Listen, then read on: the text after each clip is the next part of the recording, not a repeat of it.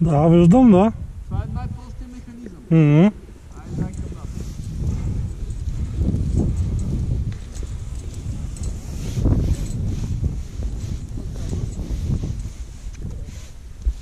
Ела между нас. Идвам. Прекърчиш. Реално, когато аз съм с вас, пак подчертам, аз съм с вас, между нас ние. Може да сте без самостяжки. Пусни. Пусни, мъже. Оп, виж. Да, леко надолу. Пусни се, опусни се. Спокойно, ние като сме сами няма да... Ама тук някой да стъпва. Дай надолу. Осигури се с първия лъч. Кой ти е първия лъч? Не, най-простият начин е ето това от тук. Директно да се закачиш някъде. Това е най-просто. Загави. Не загави! Бе, заболта, бе! Абе, загави. Като се скъса нейния ремък, да може и двамата да се изтумбите. Маха. Сега се отпускаш на мен настъпваш. Не е честно, им само един ще. Така. За да може, сега ако трябва да си го удължиш. Обаче аз това и казах на нея, виж, трябва да е супер сейфтито. Ето и аз се погледни. Нали? Не. Котвен възел. И ми тя човек. Добре. Супер сейфти. Мисля, просто е. А пък е много по-ефективно. Така.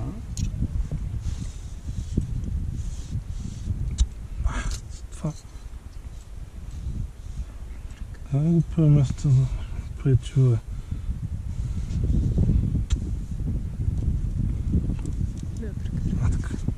И къде ти имаше... И къде? Да. И сега кръсто са моето уважение.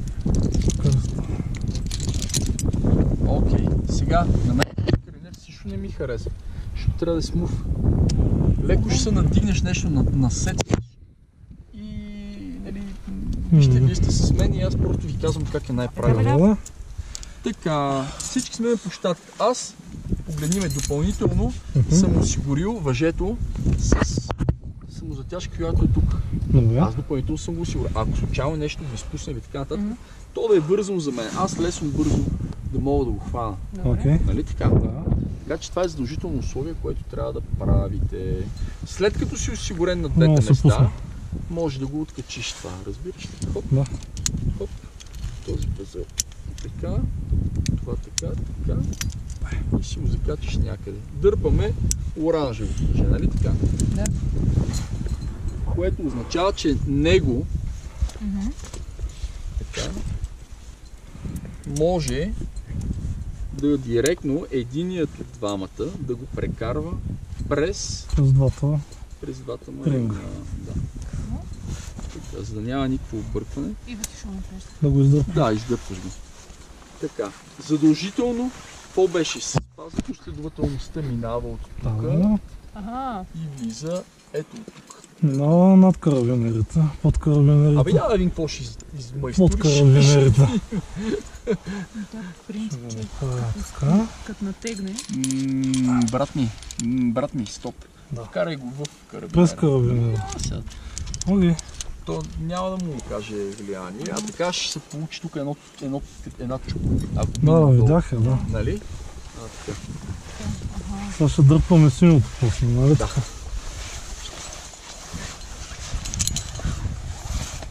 Дърпаш ли? Да.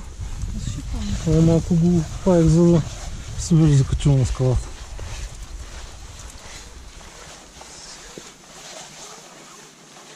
Къде си ми я падаш?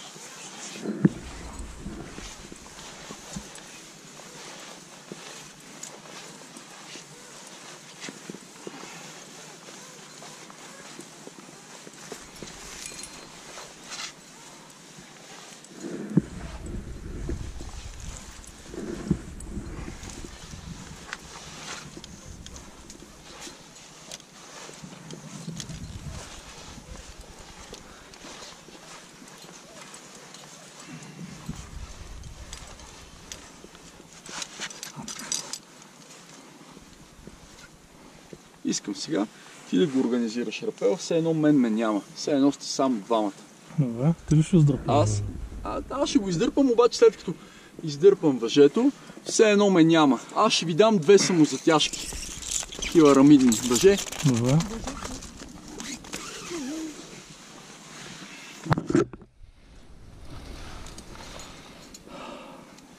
Ето ти. Добре.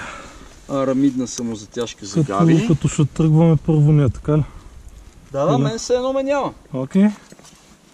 Все едно си само двамата. Това ти е втора самозатяжка. Аз съм контрола по качеството. Като ще ви прекъсна, ако нещо се случи. Да, разбира се. Ако тръгнем да се самоубиваме, казвай. Така. Добре, това тук. Вече трябва да прекъсна. Що? Защото като стане натоварването и те така ще се осучат. Отдолу. Еми да. В долната страна. Така. Нали, защото това трябва да е тук, ще закачиш реверсо, нали така? Точно. И това е тук, пък това е тук. Виж, не трябва да има никакво преплитане и кръстосване на тия работи. Така. Веднъж. 2 пъти. Каза, че е достатъчно. За двойно въже, да. За двойно, да. И трябва да е подреден. Да, подреждам го, разбира се. Така.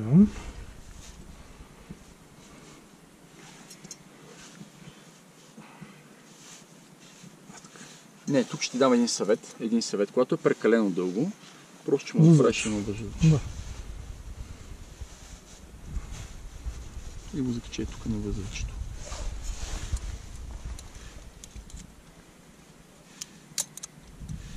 Така. Да. Въжето е супер. За да може да ти е късо. Да. А то трябва да е късо. Хващам се тук.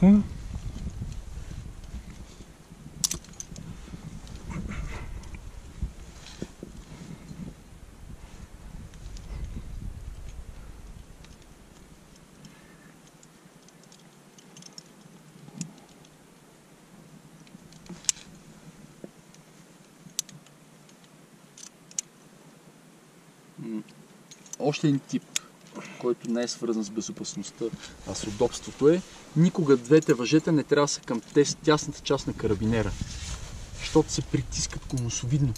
Нали, той е конусовиден там карабинера. И двете въжета се притискат. Значи това ще го преместим така. Да. Няма значение дали е той или който и да е. Да. Така. Виж сега как хубаво си върват. Освен това, сега това е стоманена вложка. И тук ще има голямо триен. Точно така, няма да се притърка. И така, вече съм си увиснал на това. Само че това не е красиво. Готово. И вече може да се откачваме да слизам. Пайдем.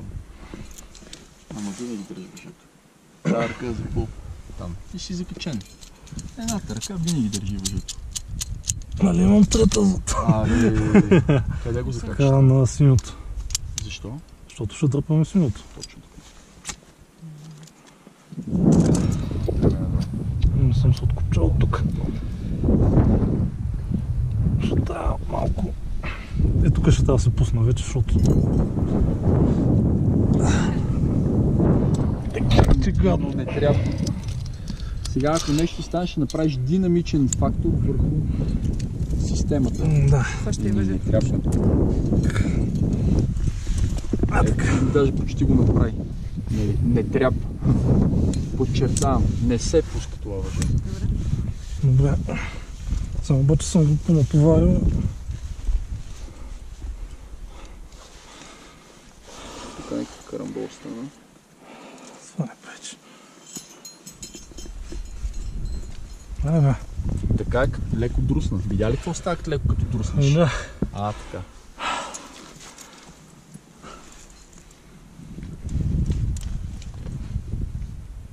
Добре.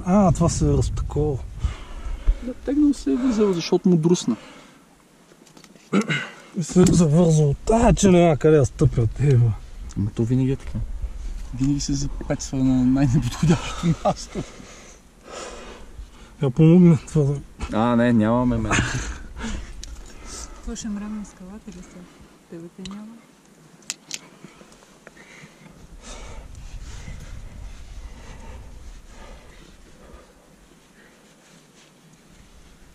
най-правилният начин. Така.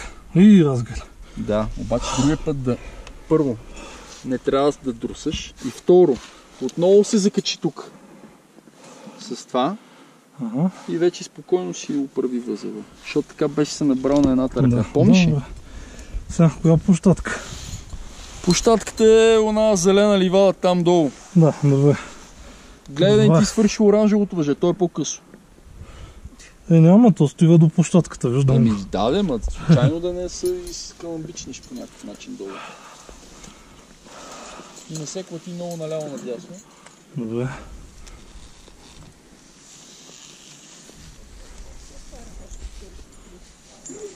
Падна нещо. И давай. С двете ръце се държи въжето. Добре. Браво.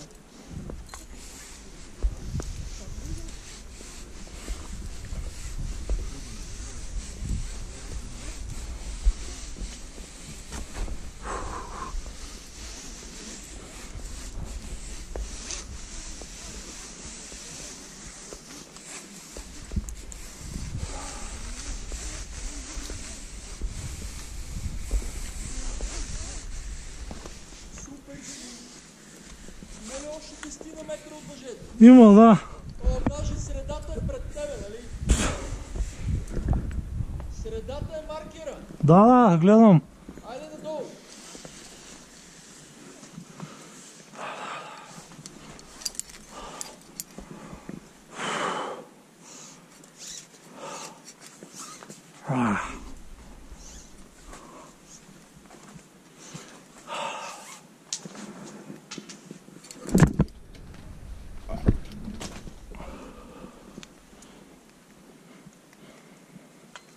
Чакай ме да се откачай! Нали средата е пред теб? А? Давай надолу! Средата на въжето къде е? Ами давай надолу, още половината значи. Ще стигна ли? Добре.